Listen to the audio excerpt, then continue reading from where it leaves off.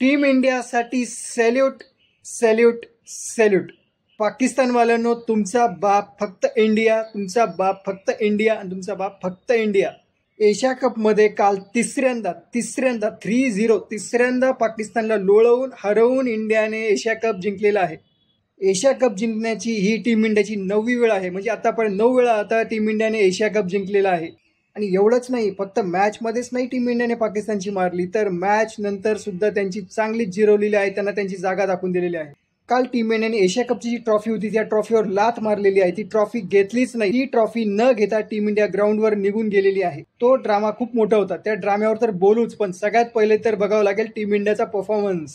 कालची मॅच आणि पूर्ण एशिया कप सुद्धा आमच्या नवीन पोरांनी 23, 24, 25 वर्षाच्या पोरांनी जिंकलेला आहे. ना विराट कोहली, ना रोहित शर्मा, आणि कालच्या मॅचमध्ये तर हार्दिक पांड्या इंजर्ड असल्यामुळे खेळू शकला सुद्धा नव्हता.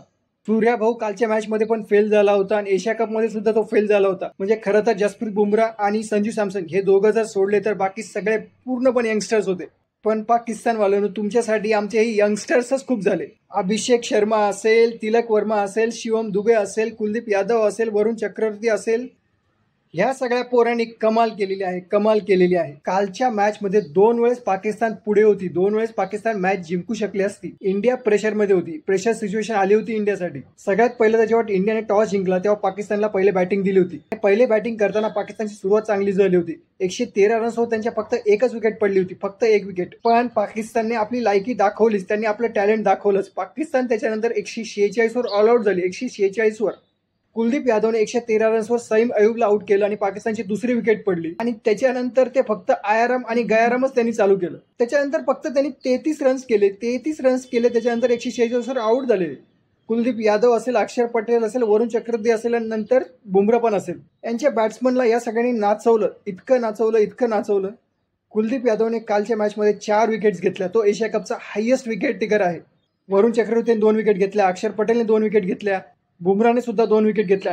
आणि बुमराहने तर ते हॅरिस रौफ, तो छक्का हॅरिस रौफ जो 6-0 करत होता ना, त्याचा यॉर्करने जे काही त्याचा दांडा उडवलाय, जे काही त्याला आउट केलं ना, आणि त्याच्यानंतर त्याला त्याच्या भाषेत सेंड ऑफ पण दिला, जो अशा पद्धतीने सेंड ऑफ दिला ना बुमराहने, अशा पद्धतीने. आणि शिवम दुबेच्या बॉलिंगला सुद्धा विसरून चालणार नाही. काल हार्दिक पांड्या इंजर्ड असल्यामुळे खेळू शकला नव्हता, पण शिवम दुबेने हार्दिक पांड्याची जी कमी होती ना ती जाणवू दिली नाही. आणि 3 ओव्हरमध्ये फक्त 23 रन दिलेले आहेत, फक्त 23 रन. म्हणजे जेव्हा पाकिस्तानची 113 वर एकच विकेट पडली तेव्हा वाटलं की 180-190 पर्यंत जातील आणि फायनलमध्ये 180-190 म्हणजे खूप मोठा स्कोर झाला असता तो. पण सगळ्यात पहिले इंडियाने तिथून कमबॅक केलं आणि 146 वर यांना ऑल आउट केलं. आणि जेव्हा टीम इंडिया बॅटिंगला आली ना तेव्हा इंडियाच्या 20 वर 3 विकेट्स पडल्या. अभिषेक शर्मा, सूर्या भाऊ आणि शुभमन गिल हे खूप लवकर आउट झाले. 20 रन्सवर 3 विकेट पडल्या होत्या.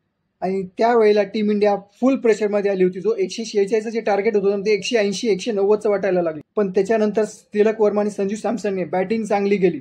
तिलक वर्मा आणि संजू सॅमसनची 57 रनची पार्टनरशिप झाली, 57 रनची. संजू सॅमसन चांगला खेळत होता पण तो 24 रन्सवर आउट झाला. 77 रनवर 4 विकेट पडले. 77 वर 4 विकेट पडलेले आणि क्रीजवर होते तिलक वर्मा आणि शिवम दुबे. अजूनही बरेच रन काढायचे होते आणि रन रेट सुद्धा कमी झालेला होता. रन रेटचा सुद्धा प्रेशर होता. विचार करा, दोघेही यंगस्टर्स आणि किती प्रेशर असेल. इंडिया आणि पाकिस्तानची मॅच, ती पण फायनल. बाय चान्स जर मॅच हरली असती तर लोकांनी गद्दार म्हणायला सुद्धा मागे पुढे बघितलं नसतं. किती जास्त प्रेशर असेल दोघांवर. पण इथेच तर टीम इंडियाचं कॅरेक्टर दिसतं, आपल्या यंगस्टर्सचं कॅरेक्टर दिसतं, टॅलेंट दिसतं. या दोघांनी त्याच्यानंतर 64 रनची पार्टनरशिप केली. सुरुवातीला पेशन्स दाखवला, 1 आणि 2 रन काढत राहिले, नंतर ठोकायला पण सुरुवात केली. इंडियाची 5वी विकेट जी पडली ना ती पण 137 रन्सवर जाऊन पडली.